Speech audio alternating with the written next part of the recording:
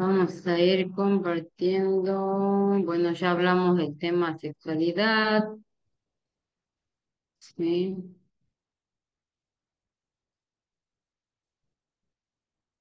Ya hablamos esto, la creatividad ya hablamos. En la ficha 8, ya vimos. Re perdida. El tema de primeros auxilios.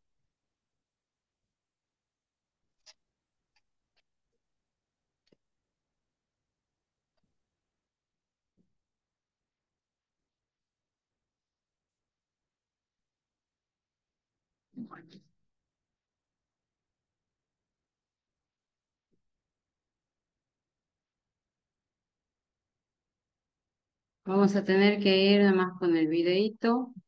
Ya se agregaron más.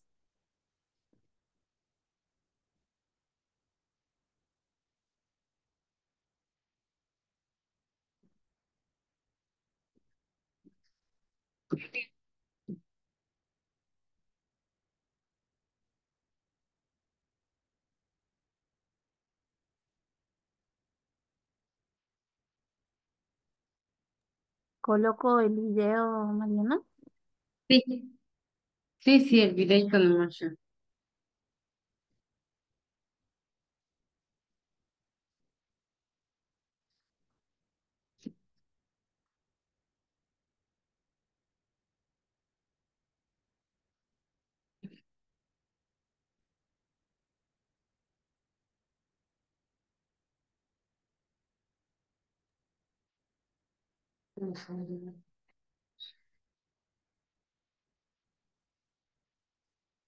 Cordial saludo para todos. Mi nombre es Estefanía Hernández y les doy la bienvenida al curso Primeros Auxilios y Primer Respondiente.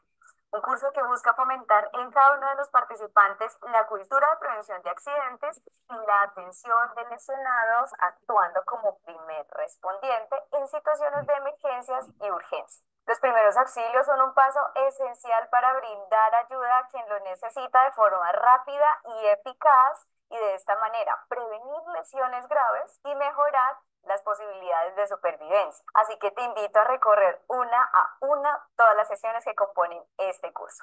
Por supuesto, también te quiero invitar a que te suscribas a este canal dando clic aquí en este botón y activando la campanita para ser la primera persona que se entere de nuestro próximo lanzamiento.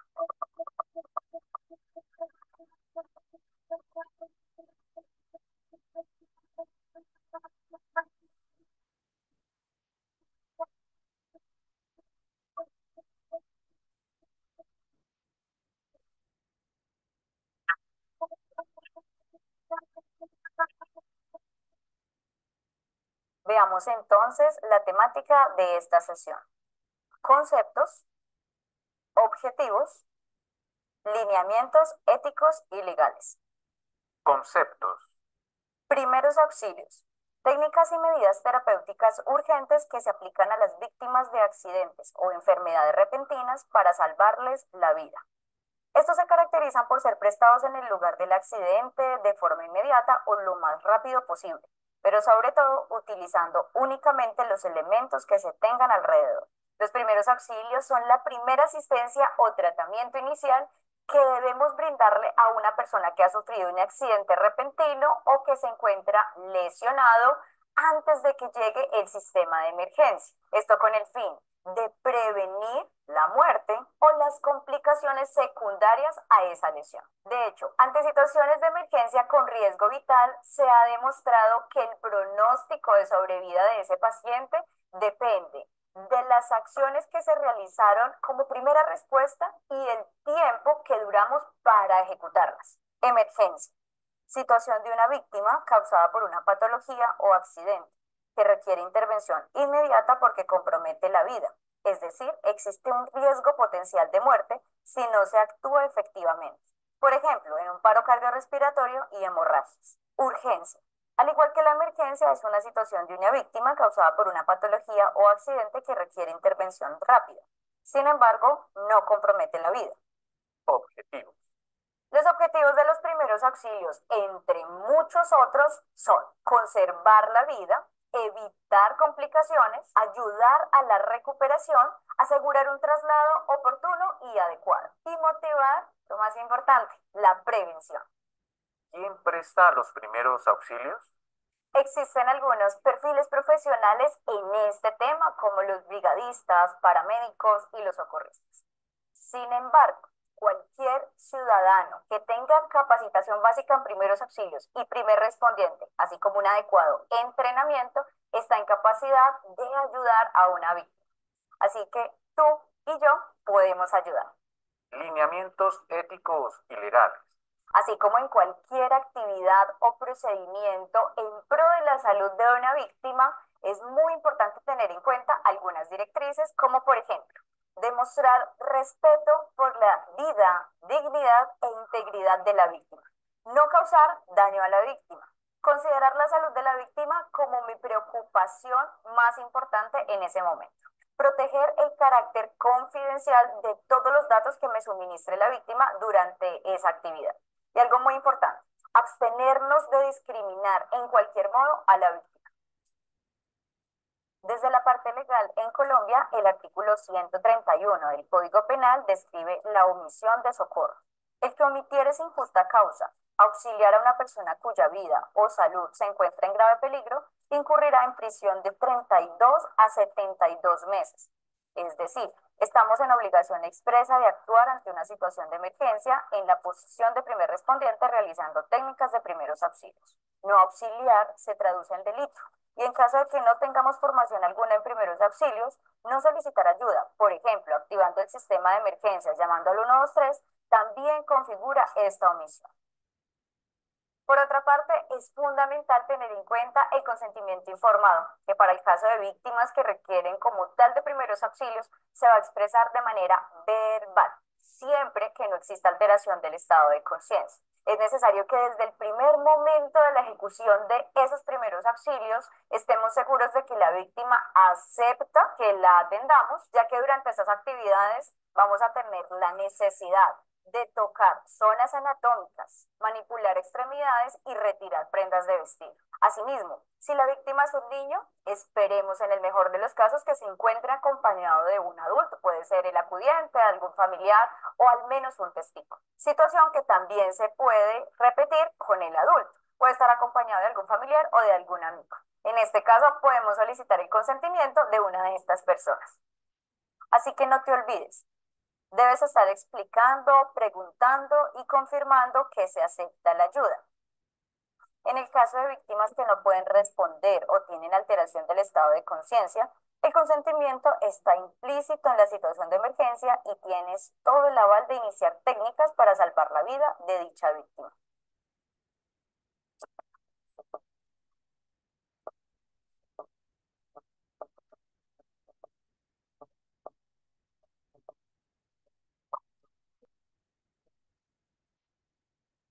Y así finaliza esta sesión. Muchísimas gracias por llegar hasta el final de ella. Espero que te haya gustado muchísimo y hayas aprendido de estos temas tan importantes. Ahora te quiero hacer varias invitaciones. La primera invitación es a que realices nuestros talleres evaluativos que acompañan estas sesiones del curso Primeros Auxilios y Primer Respondiente. Las vas a encontrar en nuestra página web. Así vamos a poder evaluar lo aprendido en estas sesiones y algo muy importante, certificarnos al finalizar. La segunda invitación es a que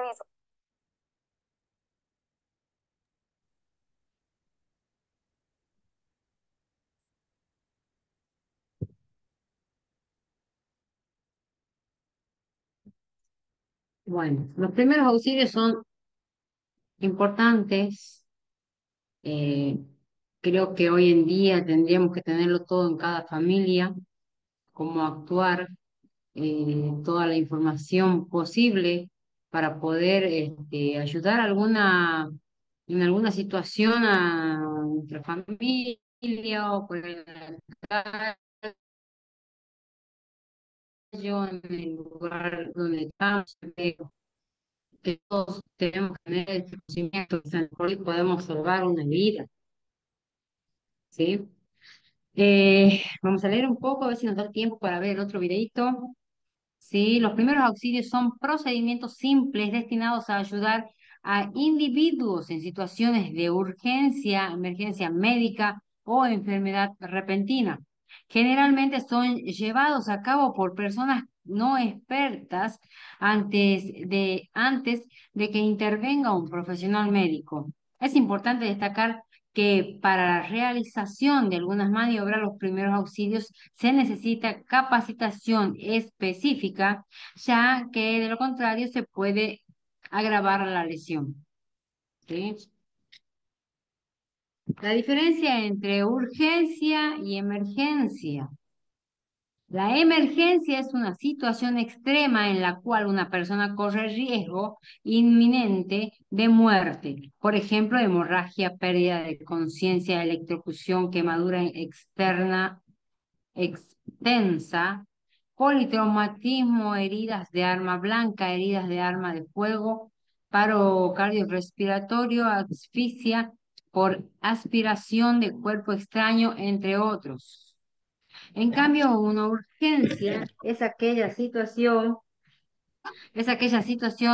en la cual la afección no pone en riesgo inmediato la vida de quien la padece, pero que con el pasar de las horas puede transformarse en una emergencia y correr riesgo de muerte si no se actúa adecuadamente. Por ejemplo, dolor abdominal, fractura cerrada, reacción alérgica, ¿sí? Las emergencias tenemos que actuar más rápido, porque está en riesgo. La persona está en riesgo, está este, al borde de la muerte y la urgencia, si bien se puede convertir en una emergencia, pero nos da más tiempo para tal vez actuar en el momento, ¿sí? Objetivo de los primeros auxilios. Los primeros auxilios tienen los siguientes objetivos: prevenir situaciones que perjudiquen el bienestar o la salud física o psíquica de una persona o comunidad a través de acciones de información y concientización. Salvar vida, evitar que se agraven las lesiones ocurridas en una situación de emergencia,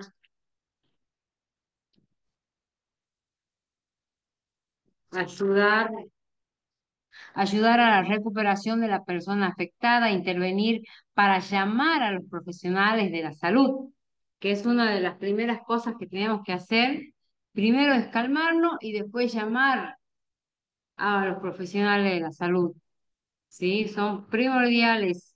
En el caso, si no tenemos un celular, ver de hablar a alguien cercano ahí, que si es un accidente en la calle,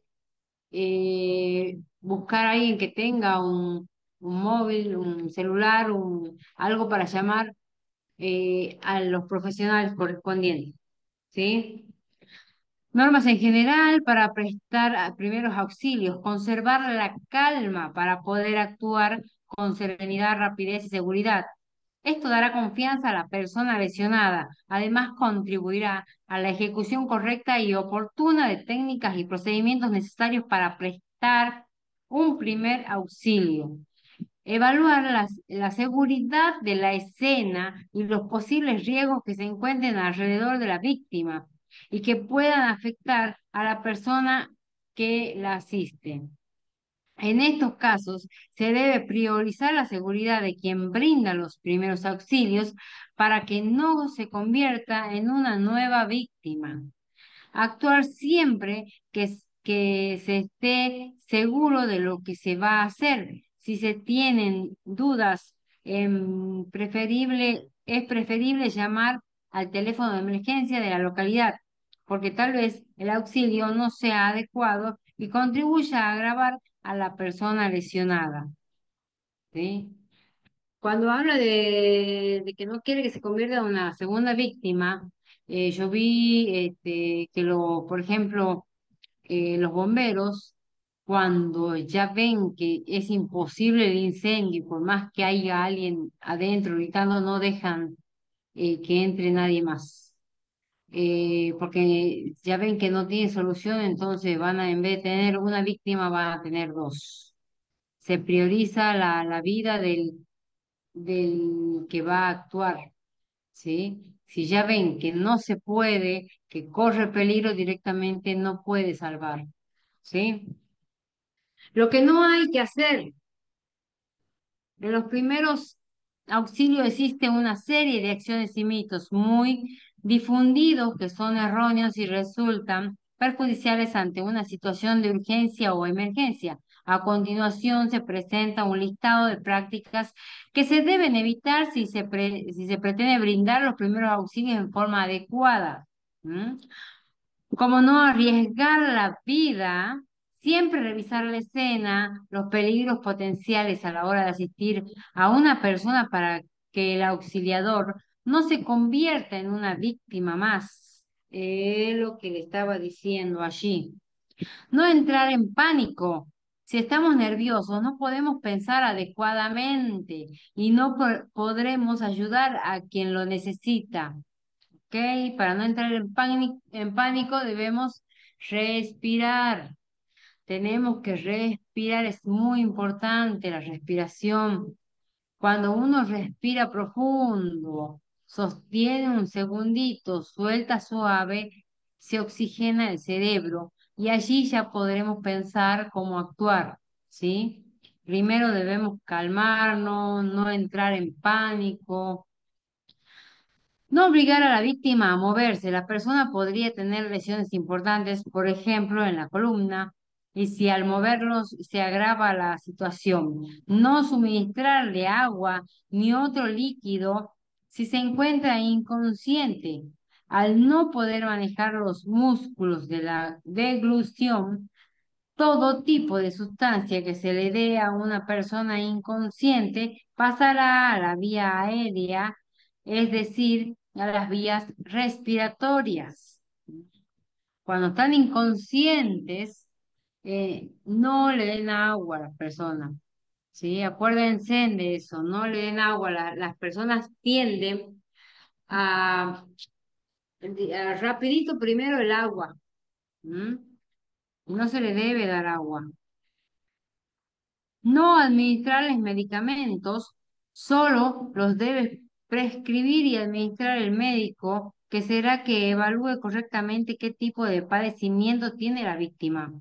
No hacer comentarios sobre el estado de la víctima aquella, aunque ella se encuentre inconsciente. Así evitaremos el estado de nerviosismo tanto a ella como a los familiares de las personas que estén en el lugar. No abandonar a la víctima ni dejarla sola.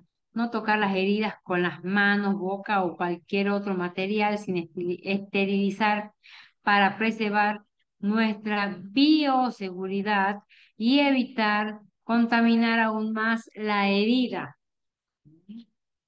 Sabemos que la boca tiene un montón de bacterias, ¿sí?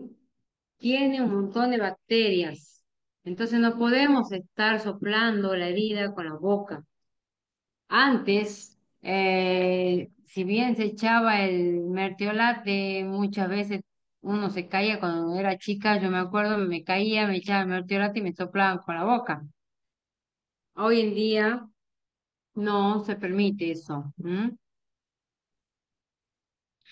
Colocar algodón directamente sobre las heridas, ya que deja, perdón, no colocar algodón directamente sobre las heridas, ya que deja fibras en ellas y puede generar infecciones y retrasar la cicatrización.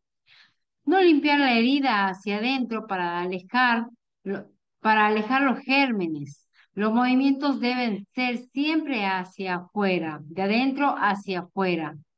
No quitar de golpe la tela de una quemadura porque puede haberse pegado primero, porque puede haberse pegado. Primero, mojar la zona quemada con agua fresca. Si quedó tela herida a la piel, recortar alrededor y llamar a algún teléfono de emergencias. A muchos, por lo menos a mí, eh, Pasó de que si me raspé, empieza a supurar, empieza a salir como una agüita en el lastimado. Y cuando yo me limpio, por más que yo me limpie la herida y me ponga la gasita, empieza a supurar y se llega a pegar la gasa en la herida, se pegó la media o se pegó el pantalón, según donde sea la raspadura o la herida, tiende a pegarse. Y nosotros, por instinto, porque yo no tenía conocimientos de enfermería, pero por instinto uno moja la tela, moja la gasita, moja el pantalón para que eso vaya despegando de a poco, ¿sí? Ya es algo que creo que lo tenemos mucho en cuenta todos aquellos que nos caímos y nos raspamos y se nos pegó el pantalón, si es que alguien se acuerda. Y bueno, acá tenemos los números de emergencia. Siempre tenemos que tener los números de emergencia a mano, de la policía, de la ambulancia. Siempre tenemos que tener los números de emergencia a mano. Es muy importante, chicos. ¿Sí? Ahí te había pasado otro videíto, a ver si tenemos tiempo. Al grupo. Sí, ahí lo pongo, Mariana. Bien. Primero la calma. Primero respiremos para saber cómo vamos a actuar. Sí, respiren profundo, sostengan un segundito y suelten suave, varias veces si es necesario, según este nivel.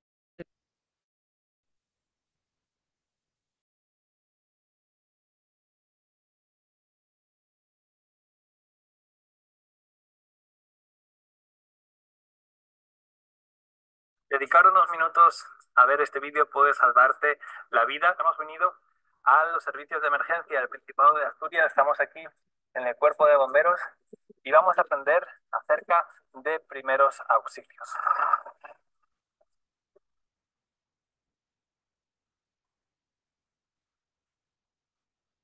Para ayudarnos con todo este aprendizaje estamos con Fernando Iglesias. Muchísimas gracias. Gracias a vosotros. Él es médico rescatador aquí en el SEPA, en el Principado de Asturias. Es un honor, tenemos a un gran profesional, o sea que yo ya no necesito estar en este vídeo, os dejamos con el profesional.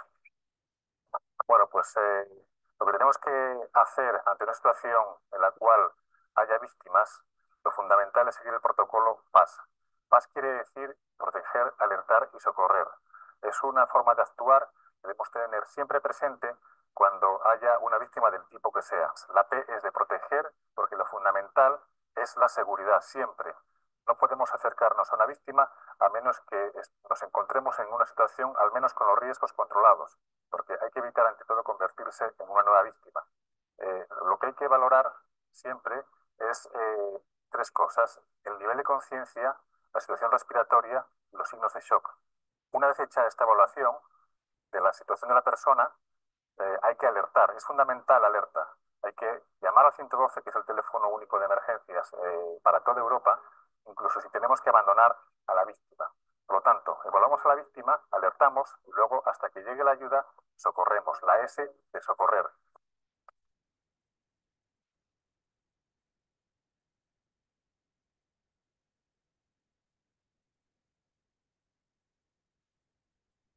Bueno, pues vamos a ver el primer caso, que es el de un compañero que se desploma delante de nosotros.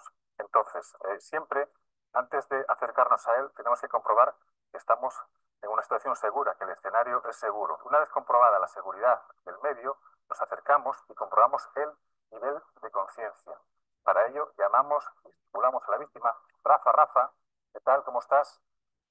Y entonces, si no responde, es una persona que está inconsciente, es un signo de gravedad. Por lo tanto, tenemos que pedir ayuda a las personas presentes que haya, porque no vamos a poder nosotros solos con esta situación. Una vez hecho esto, tenemos que ver si respira.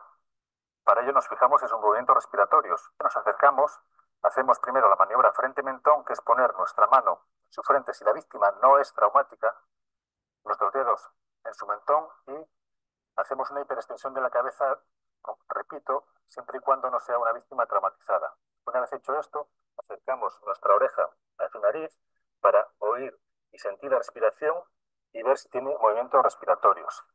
Si esta persona no tiene movimientos respiratorios, entonces se encuentra en una situación de parada cardiorrespiratoria. Entonces hay que alertar, hay que pedir ayuda porque nosotros no vamos a poder conseguir que esa persona se reanime.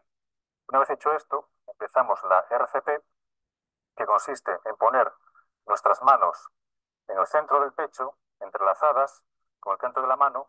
Tenemos que nuestro hombro ponerlo vertical a las manos y hacer compresiones basculando el peso de nuestro cuerpo sobre su pecho. Hay que conseguir bajar el esternón con una frecuencia de entre 100 y 120 compresiones por minuto. Ahora con la época COVID, previamente al testigo no se le exige que haga ventilaciones, pero siempre es mejor si se puede hacer 30 compresiones y 2 ventilaciones. Las ventilaciones se llevan a cabo también realizando la maniobra frente-mentón, pinzando su nariz y sellamos nuestra boca con su boca y hacemos 2 insuflaciones o 2 intentos de insuflación. Si no nos sale bien, hacemos igual 2 intentos y hacemos 30 compresiones y 2 insuflaciones. 30 compresiones y 2 insuflaciones.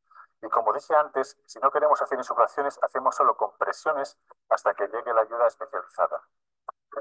En el caso de que nos encontremos a una víctima inconsciente, pero que respira, lo que tenemos que hacer es la posición lateral de seguridad, que tiene por objetivo mantener la vía aérea abierta, porque cuando una persona está inconsciente, la lengua, que es un músculo, se queda flácida, cae hacia atrás y puede obstruir la vía aérea.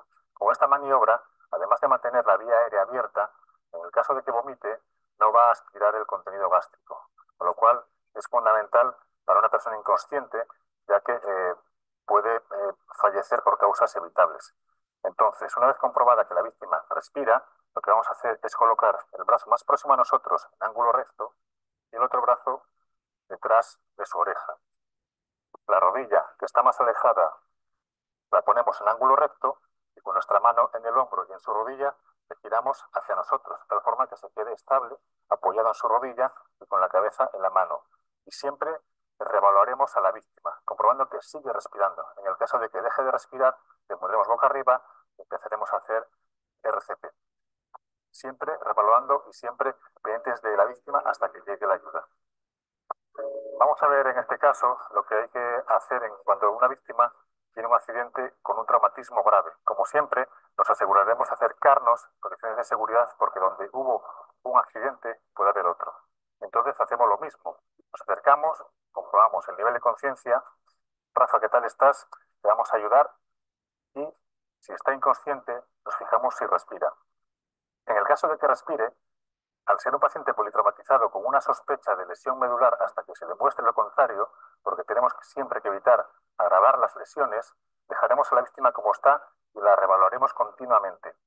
Pero en el caso de que esta persona no respire, tenemos que poner la boca arriba para abrirle la vía aérea e intentar evitar una de las causas de muerte evitables en el politrauma, que es la obstrucción de la vía aérea. Pero para ello necesitaremos a un compañero para hacer lo que se conoce como la movilización en bloque. La persona que dirige la maniobra se coloca a la cabeza para realizar el control cervical. Evitaremos que su cuello se mueva. Y la otra persona alineará las extremidades, tanto brazos como piernas,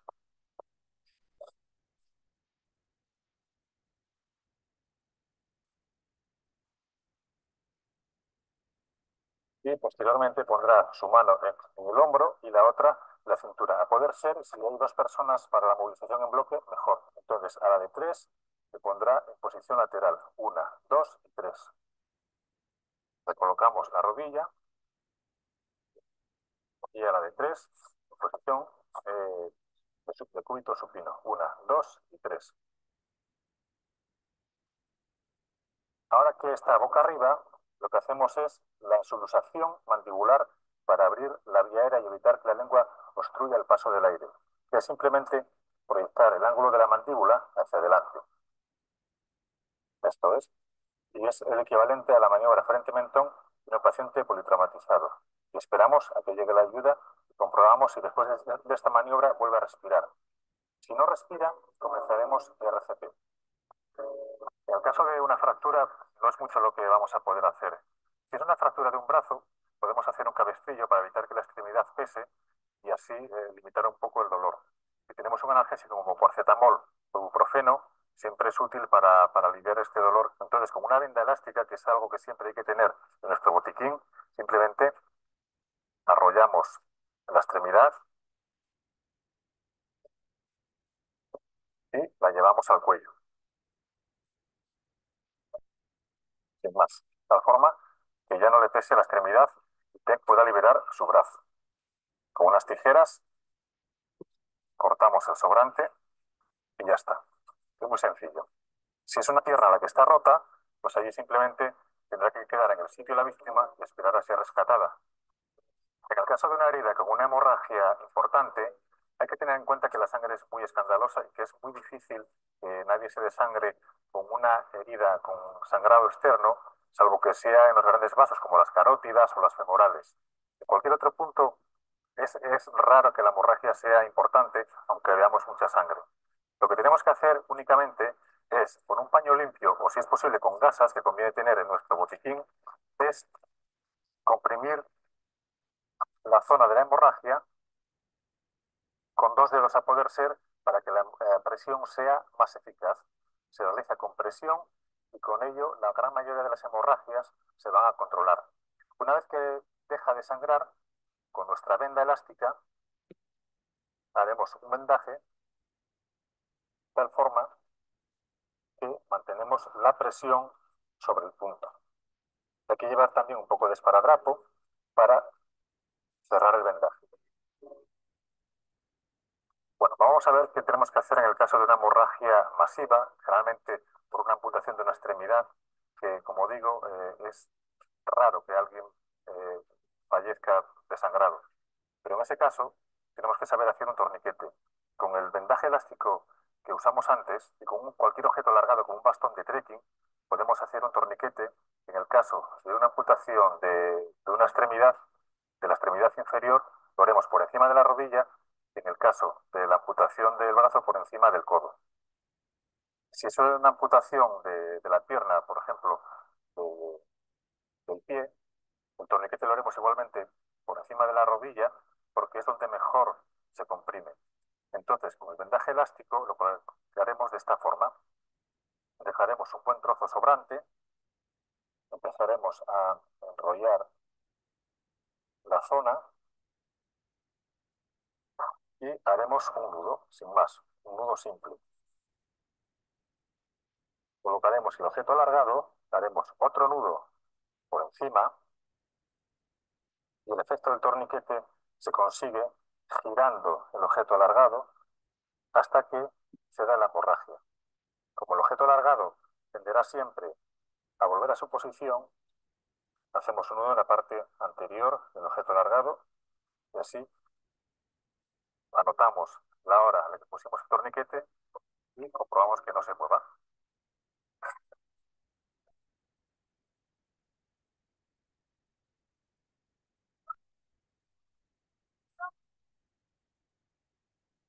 En caso de un golpe de calor,